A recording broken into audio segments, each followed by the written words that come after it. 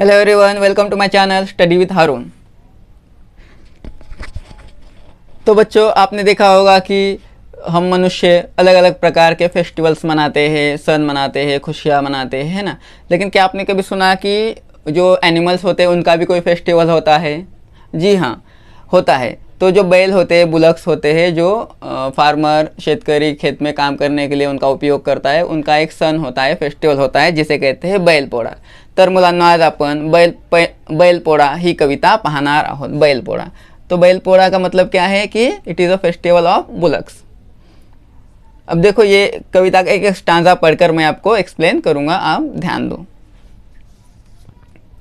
पहला स्टांजा देखो, सन बैलांचा आज पोळा। अब सन का मतलब होता है फेस्टिवल, ठीक है। यहाँ पर शब्दार्थ भी ध्यान रखना बहुत ज़रूरी है आपके लिए। सन मतलब फेस्टिवल, सन बैलांचा, बैल मतलब बुलक्स, बैल।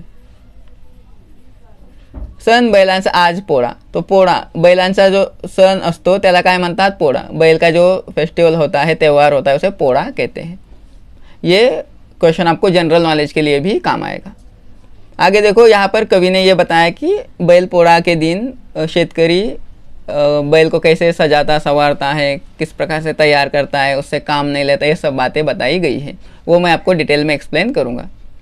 गोठ्यातील बैल न्हाऊ घाला। अब इसके पहले मैं बताऊँ, गोठ्यातील यानी गोठा शब्द है, ये मेन शब्द तो गोठा है। तो गोठा का मतलब क्या होता है? जिस शेड में बैल को बांधा जाता है, रखा जाता है, उसे गोठा कहेंगे। जैसे देखो, यहाँ पर ये है ना, ये बैल को धो रहे हैं, और इधर ये जो है इसको गोठा कहेंगे, मतलब जहाँ बैलों का घर कहेंगे, जहाँ पर गाय बैल इत्यादि प्राणियों को बांधकर रखा जाता है, जो एनिमल्स का घर होता है, उसे गोठा कहेंगे। गोठा, गोठा यानी शेड ऑफ द एनिमल्स। गोठ्यातील बैल न्हाऊ घाला। तो कहते आज बैलपोळा आहे, त्यामुळे आपण काय करायला पाहिजे? गोठ्यातील जे बैल आहे आपण बांधलेले, त्याला न्हाऊ घाला, यानी उनको न्हाऊ गाला, इनको नहलाना चाहिए, उनको बात कराना चाहिए। न्हाऊ गाला मतलब लेट देम बात। अब दूसरा स्टांजा देखो, अभी किस प्रकार, दूसरे स्टांजा में कवि ने ये बताया किस प्रकार से एग्जैक्टली बैल को सजाया जाता है बैलपोळा के दिन। मखमली झूली रंगीत शिंगे, मतलब जो झूल होती है वो मखमली होती है, और उसके जो शिंग होते हैं, ये शिंग, तो उसको रंगीत शिंग मतलब अलग उसको कलर दिया जाता है। और मखमली झूली मतलब यहाँ पर उसके, यहाँ पर झूल मतलब एक प्रकार का, विशिष्ट प्रकार का कपड़ा डाला जाता है जो कलरफुल होता है, रेशमी कपड़ा होता है, उसको झूल कहेंगे। तो कहते हैं मखमली झूली रंगीत शिंगे, कपाड़ी बांधली रेशमी बाशिंगे। और कपाड़ी मतलब यहाँ पर रेशमी बाशिंगे बांधा जाता है। वो कैसे होते हैं वो मैं आपको दूसरे चित्र में बताता हूँ। तो देखो, यहाँ पर ये रेशमी बाशिंगे, यहाँ पे कपाड़ी मतलब यहाँ पर फोरहेड पर उसके जो बांधा गया है उसको बाशिंगे कहेंगे, वो रेशमी कपड़े के होते हैं।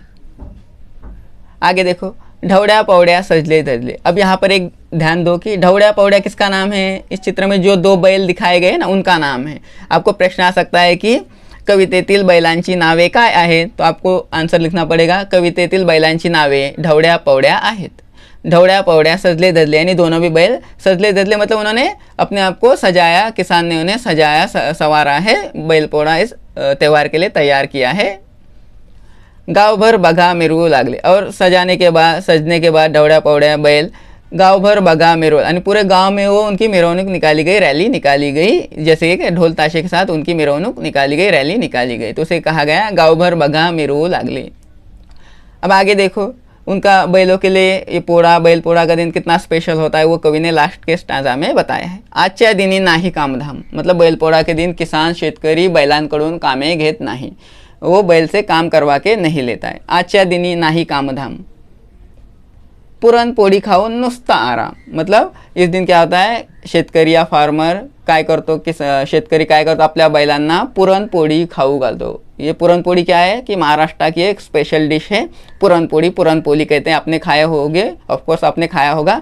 तो उस दिन क्या करते हैं, बैलपोळा के दिन कोई काम नहीं बैल से लिया जाता है, और उन्हें स्पेशल डिश पुरणपोली खिलाई जाती है, और नुस्ता आराम, और उन्हें आराम, एक दिन का आराम करने दिया जाता है, क्योंकि किसान के लिए बैल क्या करता है, साल भर मेहनत करता है, तो उसके लिए उसे एक दिन का आराम दिया जाता है बैलपोड़ा इस सन फेस्टिवल के दिन, और उसे पुरणपोली या पुरणपोड़ी खिलाई जाती है। इस प्रकार से इस कविता में कवि ने, देखो इसके कवि कौन हैं, ढोंडीराम सिंह राजपूत, इन्होंने लिखा। तो यहाँ पर आपको एक समराइज करते आना चाहिए कि इस कविता में कवि ने क्या बताया कि पोड़ासन के बारे में बताया, वो फेस्टिवल किस प्रकार से मनाया जाता है, किसके लिए मनाया जाता है, किस प्रकार से मनाया जाता है, बैल को किस प्रकार से सजाया जाता है, उस दिन बैल से काम लिया जाता है या नहीं लिया जाता है, ये आपको पता चलेगा। दूसरा, कौन सी डिश उन्हें स्पेशल डिश खिलाई जाती है और उन्हें पूरा दिन आराम करने दिया जाता है। इस प्रकार से ये मैंने सारा समराइज़ किया कविता को,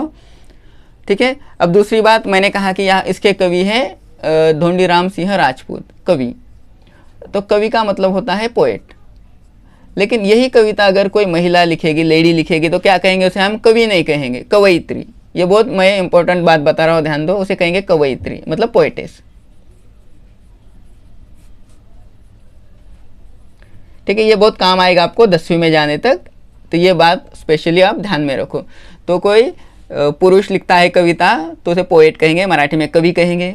कोई महिला अगर कविता लिखती है तो उसे कहेंगे मराठी में कवयित्री, जिसे इंग्लिश में हम पोएटेस कहते हैं, ठीक है। इसी प्रकार से यहाँ पर कुछ शब्दार्थ दिए गए हैं, वो भी आप अपने नोटबुक में लिखो। और इसका नेक्स्ट वीडियो जो मैं बनाऊंगा उसमें मैं आपको बैलपोड़ा कविता के प्रश्नोत्तर सॉल्व करके दिखाऊंगा कि किस प्रकार से कविता पढ़ के, कविता में से ढूंढकर क्वेश्चन आंसर लिखे जाते हैं, ठीक है। यहाँ पर हम समाप्त करते हैं।